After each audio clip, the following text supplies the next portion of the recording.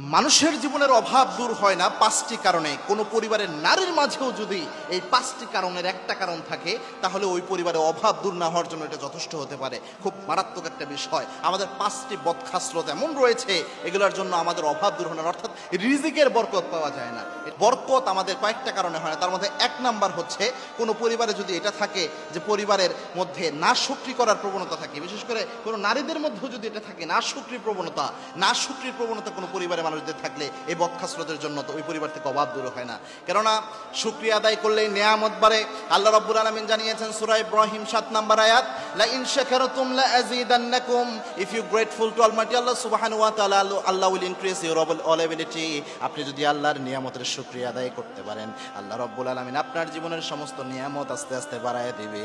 সুবহানাল্লাহ। এজন্য শুকরিয়া আদায় করা যে নিয়ামত বাড়ানোর জন্য গুরুত্বপূর্ণ ভূমিকা পালন করে, রিজিক বৃদ্ধির জন্য কাজে দেয়। দুই নাম্বার হচ্ছে, ৫ ওয়াক্ত নামাজ যদি সঠিকভাবে আদায় করা না হয় কোনো পরিবারে, ওই পরিবারের উপর আল্লাহর নিয়ামত রহমত এটা থাকে না, তখন রিজিকের উপর থেকে বরকত উঠে যায়। এবং বিশেষ করে ফজরের নামাজ, কেননা ফজরের নামাজের ব্যাপারে আল্লাহর হাবিব জানিয়েছেন, মান সাল্লা সুবহা ফাহুয়া ফি জিম্মাতিল্লাহ, যে ব্যক্তি ফজরের নামাজ ছেড়ে দেয়, যে ব্যক্তি ফজরের নামাজ আদায় করে, সে ব্যক্তি আল্লাহর জিম্মায় চলে যায়। আর আল্লাহর হাবিব সাল্লাল্লাহু আলাইহি ওয়াসাল্লাম জানিয়েছেন, ইচ্ছা করে যে ব্যক্তি ফজরের নামাজ ছেড়ে দেয় নিয়মিতভাবে, ওই ব্যক্তির রিজিকের বরকত কমে যায়। একটা বর্ণনা পাওয়া যায়, রিজিকের বরকত কমে যায় ফজরের নামাজ ছেড়ে দেওয়ার কারণে। কারণ আল্লাহর হাবিব সাল্লাল্লাহু আলাইহি ওয়াসাল্লাম এই উম্মতের জন্য দোয়া করেছেন, আল্লাহুম্মা বারিক লি উম্মতি ফি বুকুরিহা, ফজরের সময়টা যেন বরকতময় হয়। আল্লাহর হাবিব আল্লাহর কাছে দোয়া করে গিয়েছেন, এজন্য ফজরের নামাজ ছেড়ে দেওয়া। ৩ নাম্বার হচ্ছে যে খাবারের অপচয় করা। খাবারের অপচয় যদি কোনো পরিবারে বেশি বেশি হয়, ওই পরিবারের উপর থেকে আল্লাহ রাব্বুল আলামিন তার যে রিজিকের বরকত রয়েছে এটা অনেক সময় উঠে নেয়।